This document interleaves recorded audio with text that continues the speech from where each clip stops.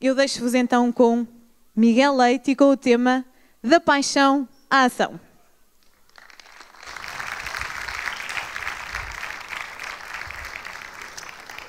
Muito obrigado. Olá, boa noite. A quem ainda não tive o prazer de ver depois do workshop, já estive aqui durante a tarde convosco, e propor-vos então que começássemos. Quem já esteve no workshop já sabe o que é que eu vou propor. Que nos pudéssemos levantar, por favor, e começássemos com um gesto de proximidade. Segundo os estudos, não é? Há alguns gestos de proximidade que estão a deixar de acontecer em círculos até mais íntimos. E este é um deles. Portanto, eu proponho, e gostaria muito que vocês pudessem, então, se não estiverem gripados, que se cumprimentassem com um forte e generoso abraço. Façam um favor.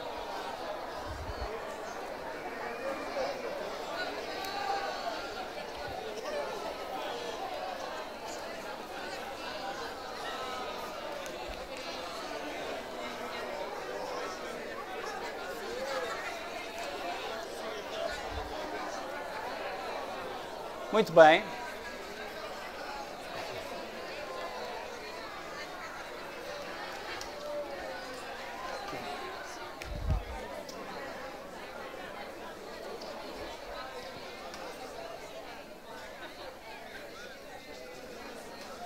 Muito bem. Obrigado. Podemos sentar. Basicamente, sentir o que é um gesto de proximidade. Daí eu vos ter proposto este cumprimento inicial, não é? Faz-nos sair de um momento em que estamos, se calhar, um bocadinho mais afastados, um bocadinho mais distantes, conseguimos trabalhar a proximidade. E a proximidade e a informalidade são ferramentas de trabalho. Permitem-me que nesta comunicação escolhi seguir 5 gestos, 5 atitudes de uma igreja em saída, que podem entrar nos programas pastorais da comunidade, sugeridos pelo Papa Francisco, na exortação apostólica à alegria do Evangelho, mas também depois de uma leitura atenta numa comunicação de Dom Jorge Ortiga, que fez há uns anos, há uns 5 anos, em Ourense. E, portanto, inspirei-me também um bocadinho nessa leitura e tenho aqui algumas coisas então para partilhar convosco. A Igreja é então uma comunidade de todos, a ser enviada para ir ao encontro de todos. Viver para evangelizar na alegria, e com alegria é a missão da Igreja, hoje, aqui e agora. Urge comunicar o amor, mas com novas metodologias e com um novo ardor, com paixão. O grande desafio é concretizar isto tudo numa sociedade imediatista, onde o efêmero prevalece, onde também uma sociedade consumista, onde eu tenho poder se puder comprar alguma coisa. Também numa sociedade individualista, onde o eu e SA tem predomínio. Hoje, o primado é da técnica. Nunca fomos tão bons a fazer as coisas. É-nos pedido que sejamos muito bons tecnicamente, mas humanamente ainda há um longo trabalho por realizar. Hoje, o primado também é mais na estética do que na verdade. Então, a sociedade também tem outro traço que eu vos vou convidar a experimentar. Querem ver? Quem esteve no workshop não vai ter dificuldade. Quem não teve, se calhar terá alguma. Não se importa de levantar mais uma vez. Ora, vejam só esta... pois, não é bem mal educação física, mas pronto. Prometo que não vou ser exagerado. Então, pedia-vos que trabalhassem com o vosso colega do lado. Está bem, por favor? E eu vou pedir... Ana, vem aqui exemplificar comigo. Todos vocês, aos pares, vão poder estar assim uns perante os outros. Está bem? Eu vou estar perante a Ana, vocês estarão perante o vosso colega do lado. Eu vou tentar tocar na anca da Ana. A Ana vai tentar tocar na minha anca. Vocês irão tentar fazer exatamente o mesmo. Vão tentar tocar na anca do vosso colega. O vosso objetivo é conseguirem o máximo de toques possível. 1, 2, 3, comecem! Força!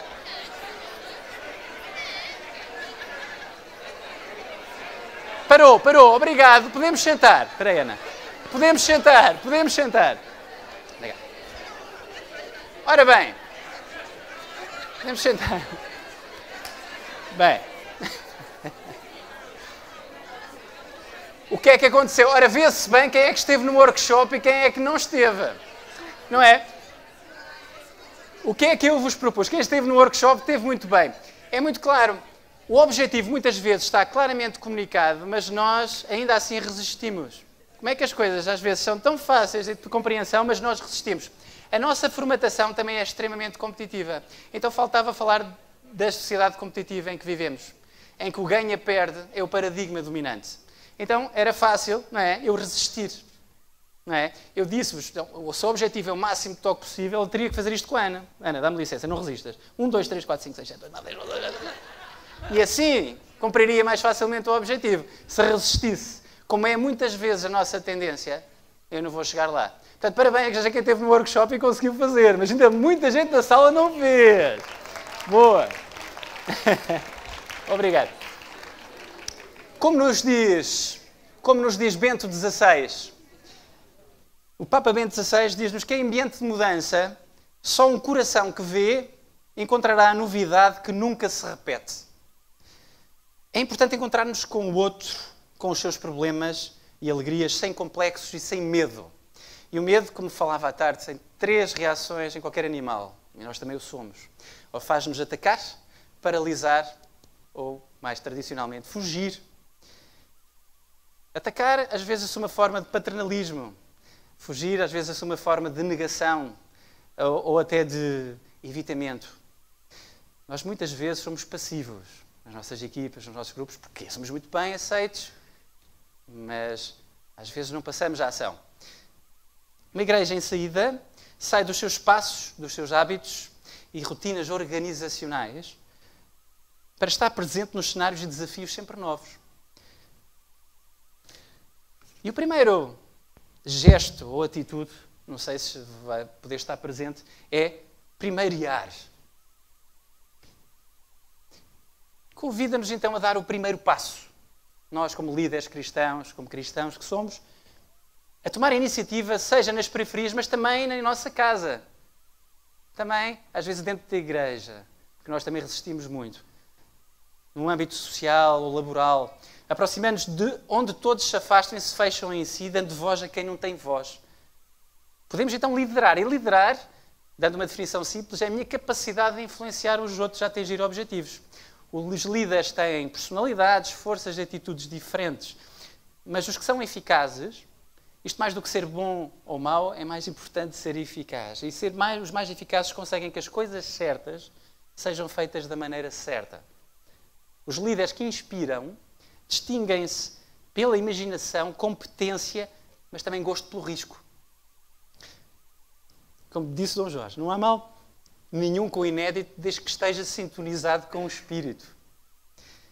Quem inspira também mostra seletivamente as suas fraquezas.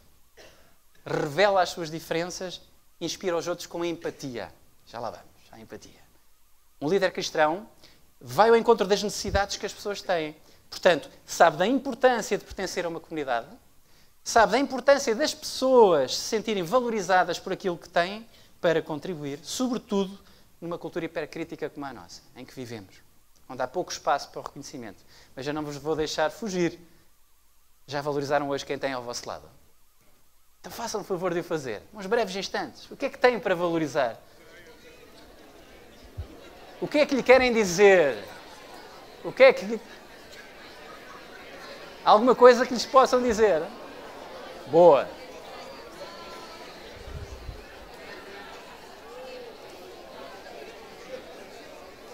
Obrigado. Então, um líder cristão sabe para onde a igreja e a comunidade estão orientadas. Um líder cristão conhece a sua missão, sabe o porquê e o para quê. E tem também uma visão partilhada. Onde é que ele quer chegar? Isso pode-se construir. Tanto falámos disso neste fim de semana. Mas o líder cristão também sabe que todos podem contribuir e estão a contribuir para o bem comum. Há alguns valores que falava hoje à tarde que é importante não esquecermos enquanto cristãos e líderes cristãos. O entusiasmo. Ter motivação é ter entusiasmo por aquilo que se faz. Depois a humildade. E a humildade tem finitude. Há finitude na humildade. É, como vos disse, expressão de maturidade psicológica. Porque implica perceber quando atingimos o nosso limite, em que já não sabemos mais, então, humildemente, procuramos conhecer. E o que é que nós não conhecemos? Portanto, isto é um convite à aprendizagem. Depois, a escuta ativa. É ativa porque sabemos valorizar, porque sabemos questionar. A audácia, a resiliência, a capacidade de superar a adversidade, a paciência, que vem do patos do grego, não é? Significa sofrimento. Como é que eu vou gerir o sofrimento que isto me possa provocar? Depois também a integridade, a coerência entre aquilo que eu digo e aquilo que eu faço. Isto é tão importante. E é um princípio ético fundamental. E depois mais duas coisas. A justiça, ou seja, dar a cada um o que lhe compete, o que lhe corresponde, e cada um terá o seu papel. E depois o serviço, que implica saber quando saber chegar, mas também quando saber partir. E aqui a renovação, muitas vezes, também é muito importante. Estamos a fazer sentido? É preciso abanar, é preciso acordar? Não, isto depois de jantar é mais difícil. Sim? Podemos continuar? Segundo gesto. Envolver-se. Quando se dá o primeiro passo, o encontro acontece. E então precisamos de nos envolver. E envolver os outros. Inspirar. Comprometendo-nos. Empatizando. Acolhendo. Tomando em mãos. Muitas vezes aquilo que é diferente. Vou-vos propor aqui uma coisa. Tanto se tem falado de empatia, e já vimos que a empatia é a capacidade de nos colocarmos no lugar do outro, sem o julgar. Vamos ver como é que nós estamos a esse nível? Vamos fazer outro exercício? Então, aos pares. Vocês vão ser um A. Decidam no vosso par quem é o A e quem é o B. Quem é o A e quem é o B?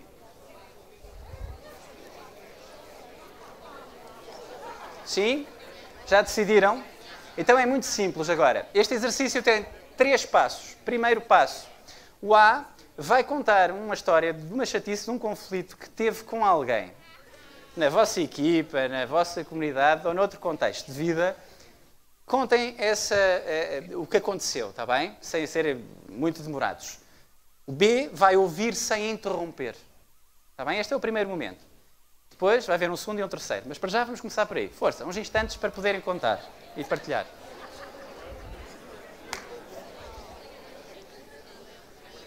Já terminaram? Mais ou menos. Que estava pano para mangas, seguramente, não é? Então vamos passar ao segundo momento. O segundo momento implica que vocês troquem de lugar fisicamente. Vá lá, troquem lá lugares. Um com o outro. A com o B.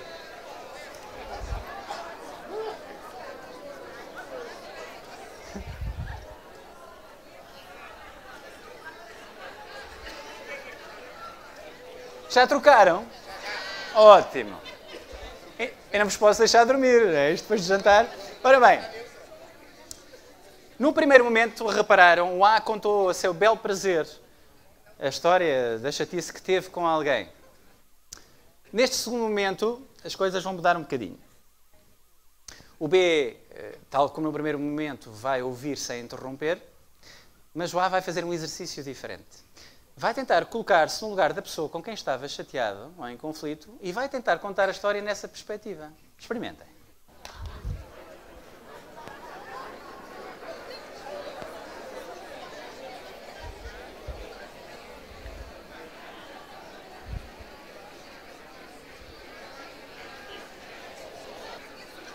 Porquê é que eu estou a sentir que a história está a diminuir? Está a encolher.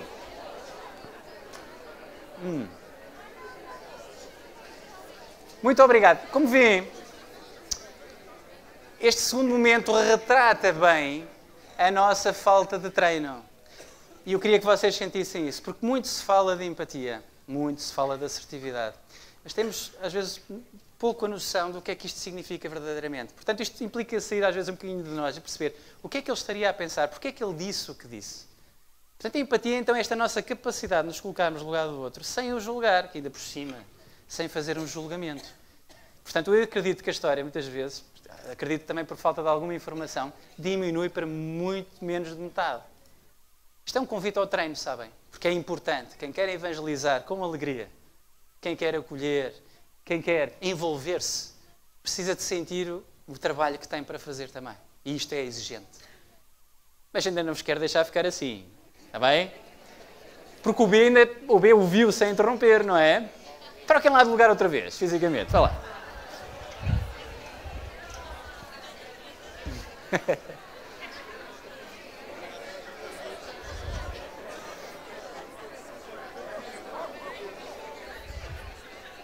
Ora bem, terceiro momento e último deste exercício.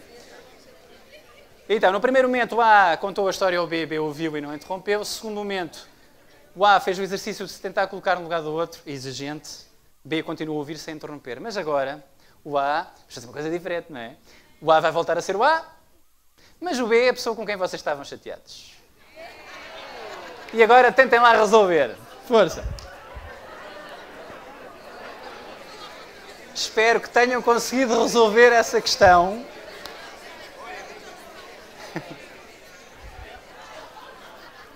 E vamos então continuar. Acolher. Acolher significa então tomar em mãos, albergar. E como isto é importante, com tempo e paciência, para que ninguém experimente a existência isoladamente. Com obras e gestos, a comunidade missionária entra na vida diária dos outros em curtas distâncias. Há momentos também em que a viagem também deve partir de nós para os outros. Então há que olhar para dentro e refletir que muitas vezes o que obsta ao sucesso também parte das nossas escolhas. Por exemplo, a nossa insegurança. Por exemplo, a nossa intolerância ou falta de abertura à diferença. Por exemplo, a nossa vaidade excessiva. Por exemplo, a nossa arrogância ou prepotência. Nós queremos muito impor as coisas.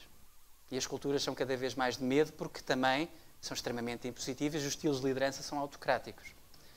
A incontinência verbal, hoje vai ser o meu caso, está bem? Ou a chamada língua solta. Falar demais. E às vezes falar do que não se sabe. E também o descontrole emocional, o chamado pavio curto. Alguns aspectos para refletir. Depois, o que obsta ao sucesso também passa muitas vezes pelas nossas escolhas não serem um bocadinho contrárias à atitude positiva. Falta-nos alguma positividade. E aqui vamos encontrar alguns obstáculos ao otimismo, por exemplo. Realista. O perfeccionismo. As coisas só queremos sempre tão bem feitas que nunca vão estar bem feitas. Então, tornamos-nos mais indecisos, mais críticos, erramos mais. Depois, a desculpita e a responsabilidade aguda. Muitas vezes desculpamos é sempre para os outros. Nós assumir é uma tarefa muito mais árdua. Mas exige parte de nós, não é? Esta escolha. Da mesma forma, limitações autoimpostas ou a mesma inação. E, finalmente, uma que nós na psicologia gostamos muito e brincamos com ela, não me levem a mal, que é a ruminação pessimista. As queixinhas. Olhem que o Papa Francisco já veio falar sobre isto. Hein? Isso das queixinhas. A ruminação pessimista, como nós chamamos na brincadeira, é uma atitude bovina. Né? Nós estamos sempre a mastigar, vai acima, vai abaixo, vai acima, vai abaixo. E alimentamos muito deste processamento da informação. Isto faz-nos mal. Nós temos normalmente uma visão negativa do conflito.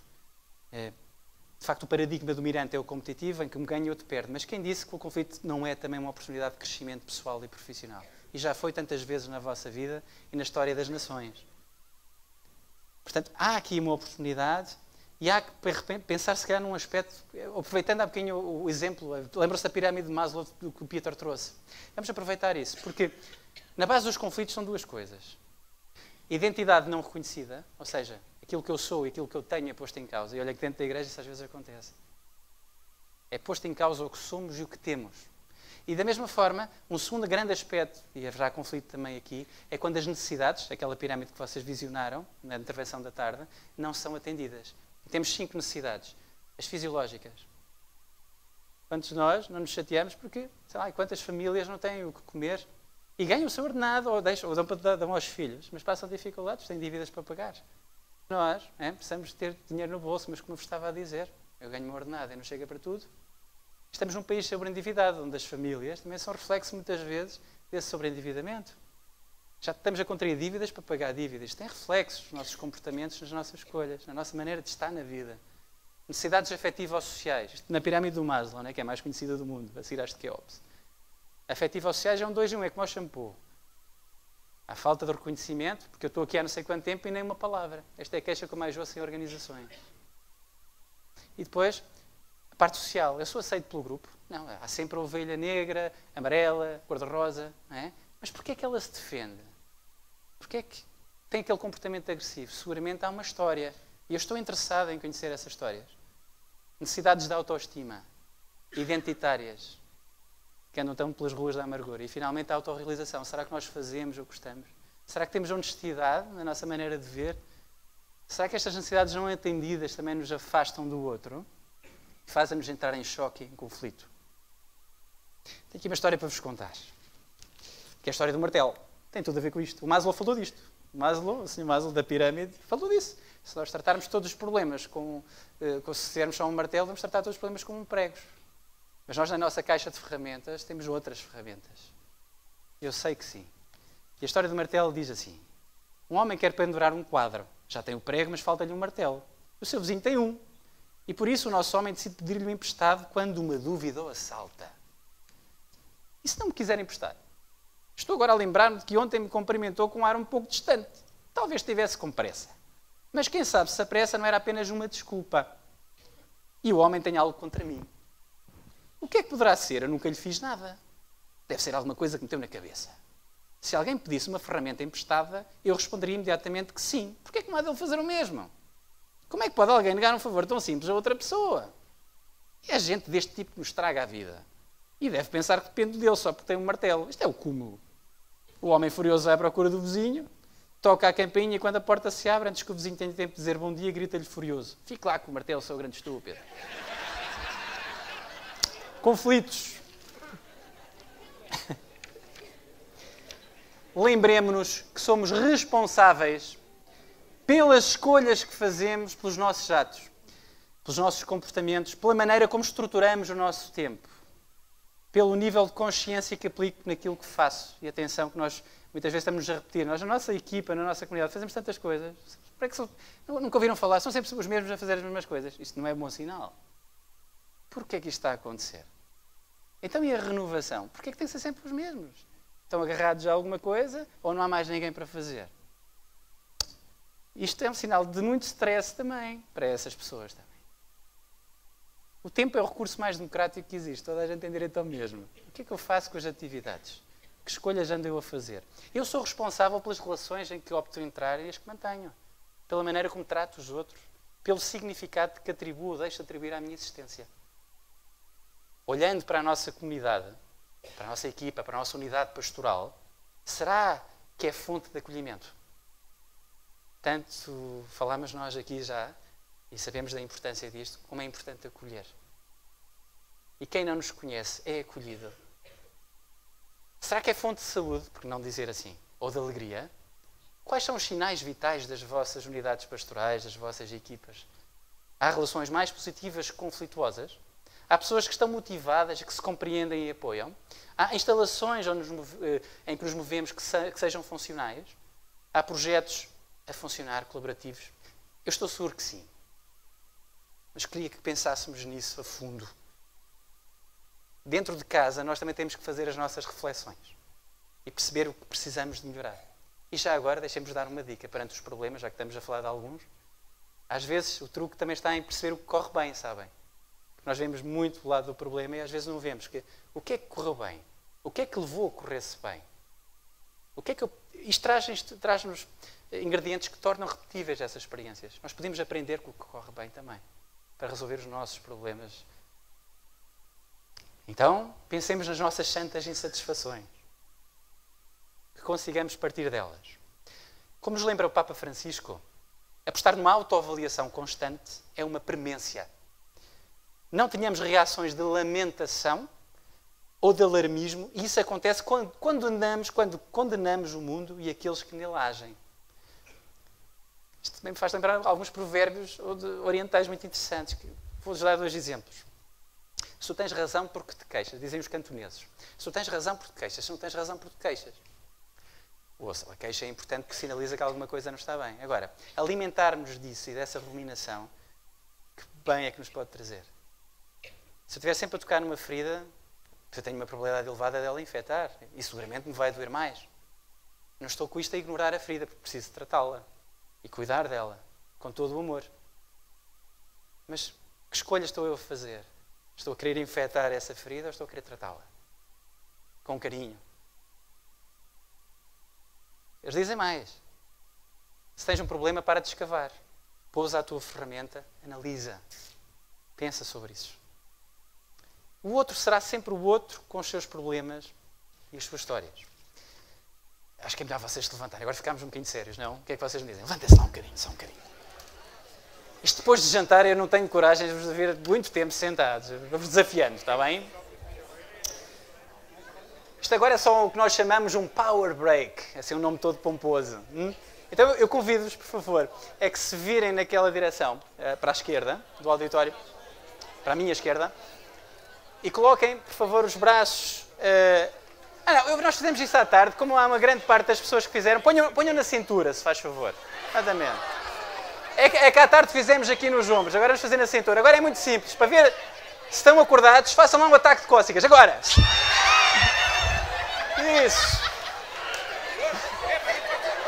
Não se ficam a rir, virem-se para este lado. Virem-se agora para este lado. Isso!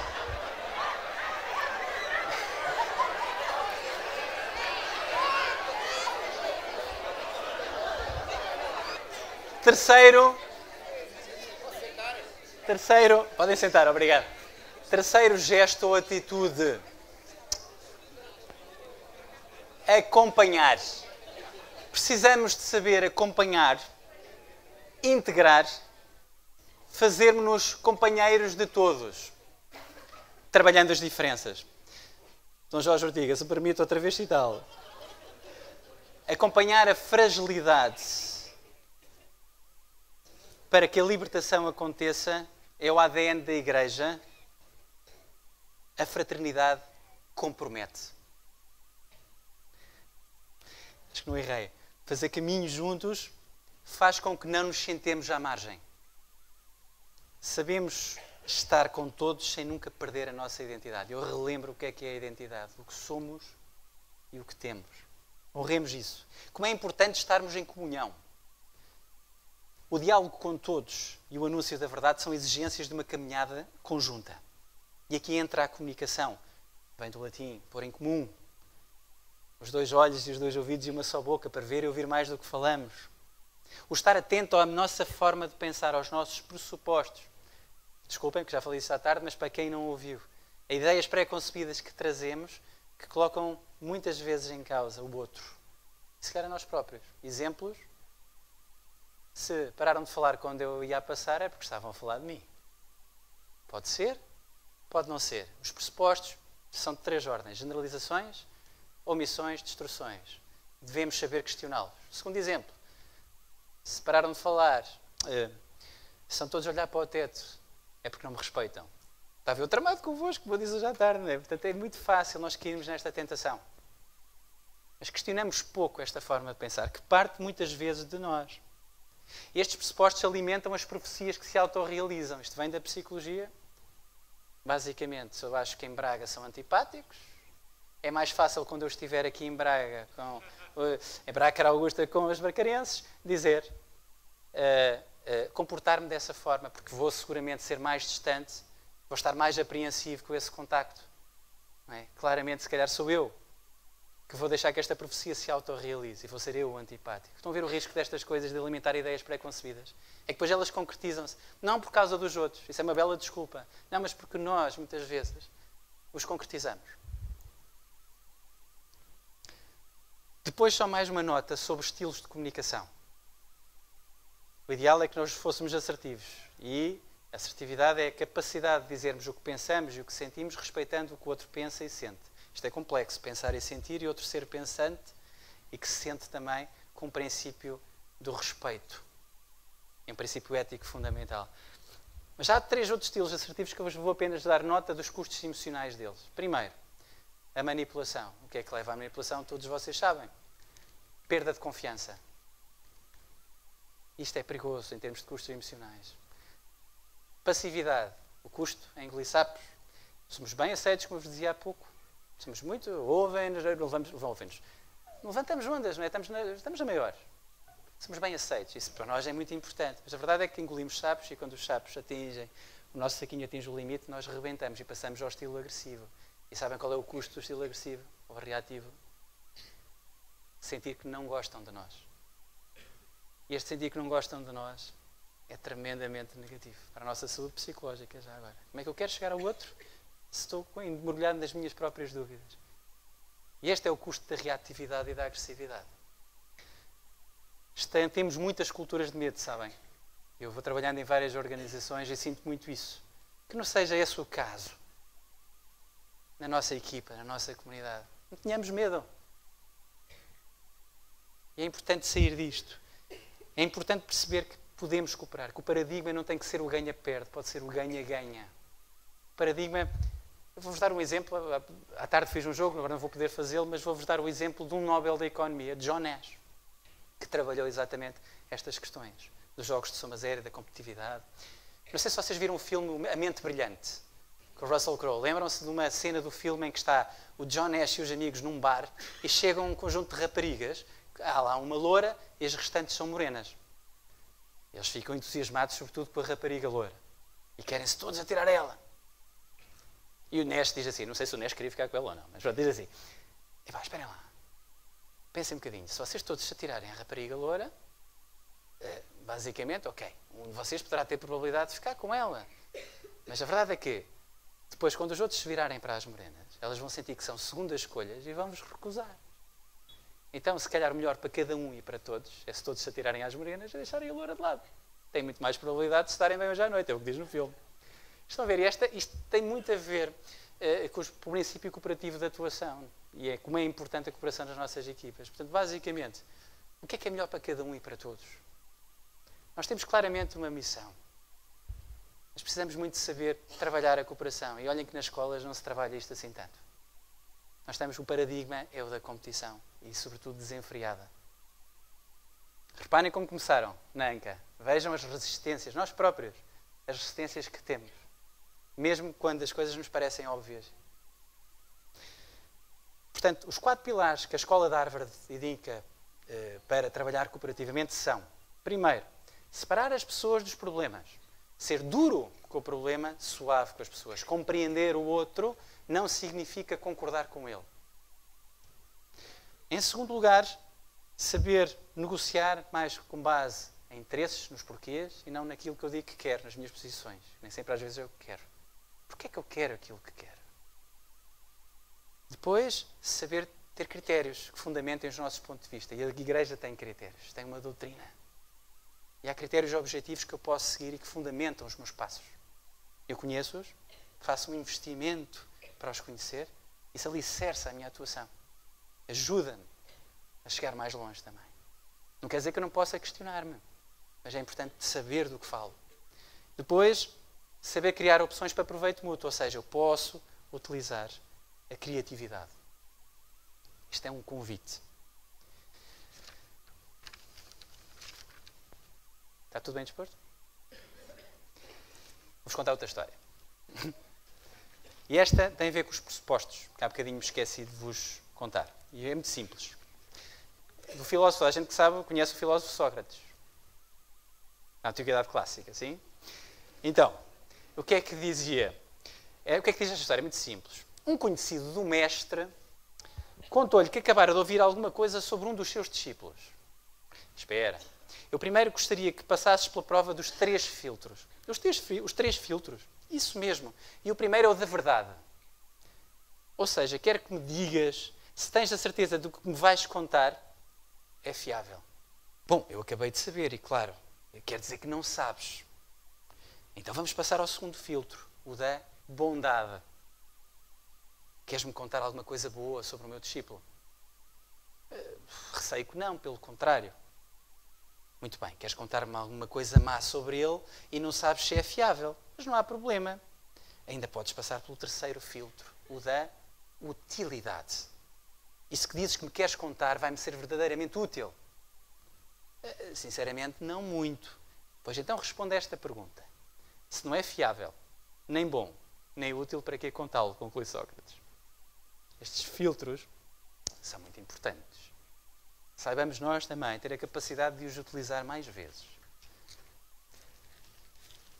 Quarto gesto ou atitude. Frutificar. É importante criar estruturas novas que ainda não foram sonhadas por ninguém. E para que é que serve o sonho? O Eduardo Galeano, um escritor uruguaio que já faleceu há uns anos, equiparava a utopia, o sonho, à linha do horizonte. Uma pessoa anda 10 passos em direção à linha do horizonte e ela distancia-se 10 passos. avanço 20, ela distancia-se 20. Para que é que serve a linha do horizonte? Para que é que serve a utopia? Para que é que serve o sonho? E ele respondia, para avançar. E isto é fundamental. Os frutos aparecem quando caminhamos na fidelidade à mensagem, mas também lhe imprimimos o ritmo da novidade. Então aqui, posso até pegar em algumas coisas que fomos falando ao longo do fim de semana. Como é importante saber planificar, saber delegar, o estilo relacional entre sacerdotes e leigos, ser de corresponsabilidade em comunhão, termos pastores de discípulos missionários, não ter medo de recorrer às novas tecnologias,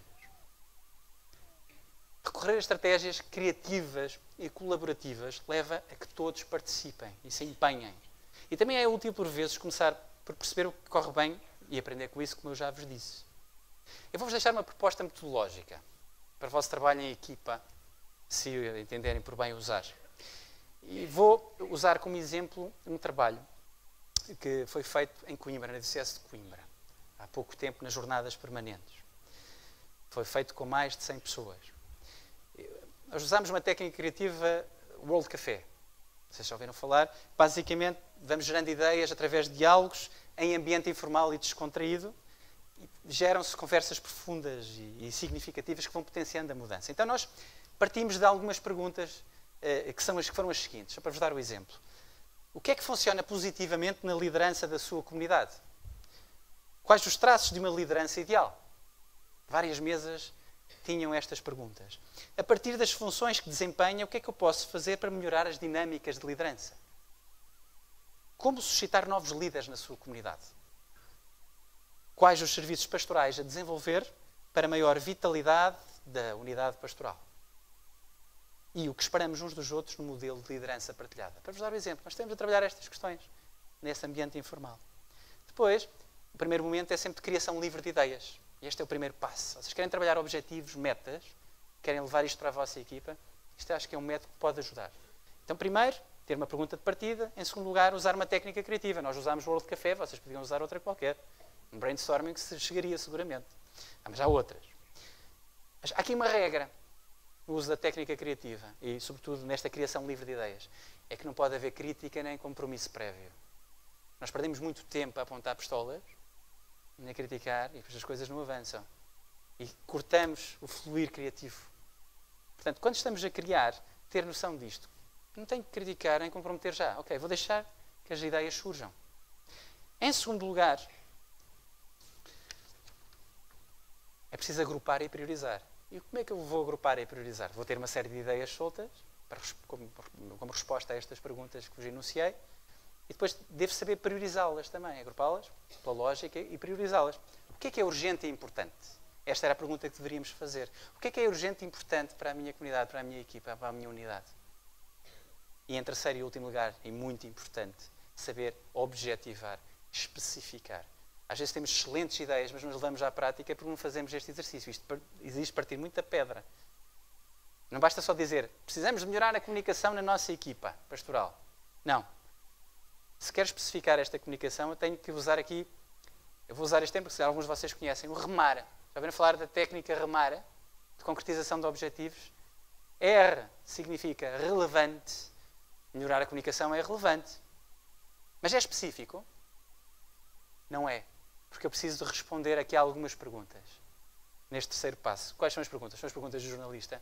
O que é que eu vou fazer? Quem é que o vai fazer? Quando é que o vai fazer? Porquê é que o vai fazer? Como o vai fazer? Onde o vai fazer? E quanto é que isto nos pode custar? Mesmo que não seja materialmente, em termos de tempo e disponibilidade. Portanto, esta técnica parece-me que pode ser muito útil. Mas há outras, como eu vos disse, desde hoje em dia muito na moda, o design thinking, as técnicas do aquário, brainstorming, mind maps, até mesmo o photo voice e o storyboard. O que é que isto quer dizer? Basicamente ter um registro, uma narrativa do tempo, da evolução da vossa comunidade. Nós podemos aprender, como vos disse, muito com a história das nossas comunidades. O que é que nós sabemos sobre as histórias das nossas comunidades? O que é que nós sabemos sobre os modelos, aquelas pessoas que nos inspiraram, ou que inspiraram, que fizeram um trabalho exemplar na nossa comunidade? Podemos sempre aprender muito com isto. Finalmente, última atitude ou gesto. Festejar. Estão com vontade de festejar ou não? Não é preciso levantarem-se outra vez. O anúncio deve ser feito de uma forma muito mais alegre e suscitadora de espaços de convívio festivo. A beleza deve ser redescoberta. Portanto, é importante estar atento aos dons e talentos das pessoas das nossas comunidades e penso ser possível que em comunidade conseguimos descobrir coisas novas aprendendo e caminhando juntos. Conseguindo respeitar-nos, dar-nos bem, acreditar que todos somos capazes, lembrando uns aos outros o que fazemos bem, cuidando das palavras, escolhendo também dizer aquelas que trazem bem-estar. A positividade também é um caminho, sabem? Aqui alguém é otimista? Quem for otimista, levanta a mão, por favor. Nem todos. Nem todos. Faz mal. Não sei se isto é uma má notícia, mas o otimismo aprende-se, não é? Olha, vou-vos dizer algumas vantagens de sermos otimistas, até que trabalharmos um bocadinho a positividade. Olhem, vamos 2 vezes menos ao médico, temos menos doenças, isto é o que os estudos nos dizem, não é? Até vendemos mais, não sei se vos interessa esta parte, não é? Mas os estudos dizem-nos que até 37% mais. Se tiverem na mesma equipa uma pessoa que seja otimista e uma pessimista, a otimista vai conseguir produzir até 88% mais. Isto, se calhar, eu às vezes tenho que usar estes números e tenho que usar um bocadinho de materialismo para nós percebermos como isto pode ter impacto. Então tenho aqui uma proposta para fazer, uma dinâmica para vocês fazerem. Também é uma dinâmica de gratidão, também é uma forma de trabalhar a positividade, estar mais grato por aquilo que temos. Então propunha que vocês, aos pares, pudessem dizer uns aos outros 3 coisas, como fazem as tribos no Pacífico. Nas ilhas do Pacífico eles têm muito sentam-se em círculo e falam muito uns com os outros, sobretudo quando têm algumas questões para resolver. Bem, não sei se vocês se sentam em círculo, acredito que sim também, mas tenho estas dinâmicas de 3 passos. Primeiro, o que é que eu te dei? Segundo, o que é que eu recebi de ti? Terceiro, que problemas ou inconvenientes te terei causado? São capazes de dizer isso uns aos outros nos próximos momentos? Experimentem lá. O que é que eu dei? O que é que eu recebi? Que problemas ou inconvenientes te terei causado? O que é que eu te dei? O que é que eu recebi? Que problemas ou inconvenientes te terei causado?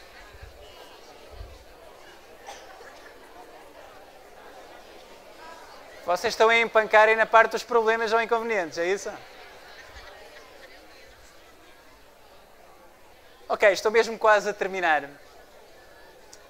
Também não me quero alongar muito, mas só mais 1 ou 2 coisas. Eu vou-me atrever a falar de sentido de humor e como isto é importante, porque o sentido de humor, ao contrário da razão, consegue alterar estados emocionais. Isso é importante. E quando falamos de evangelização pela alegria, não nos esqueçamos do sentido do humor, o humor positivo. Porque faz falta.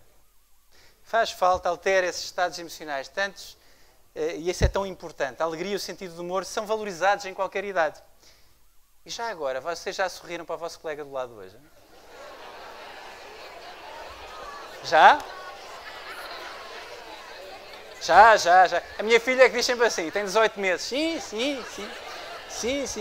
Olha, e diz mais. Então vou-vos lançar aqui outra provocaçãozinha.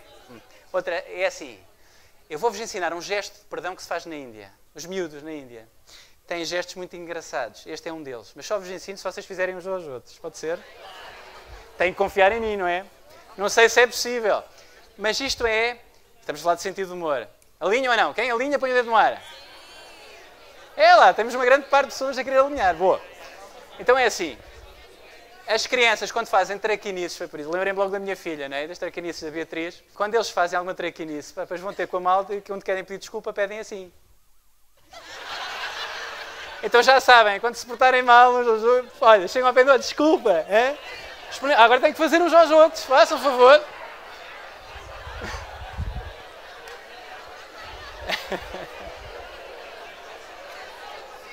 Ok. Então eu vou terminar dizendo o seguinte. Lembremos-nos viver para evangelizar na alegria e com alegria é a missão da Igreja hoje, aqui e agora. É importante evangelizar com alegria, com paixão e fazer com que isto seja resultado do encontro pessoal com Jesus. O Espírito irá colocar alegria no coração da Igreja, que passará por palavras, celebração e ação. Dom Jorge, se me permite citá-lo novamente, e assim termino, e muito me honra usar as suas palavras. Contemos sempre com a dinâmica do êxodo e do dom, de sair de si mesmo, de caminhar e semear de novo, sempre mais além. Muito obrigado pela vossa atenção.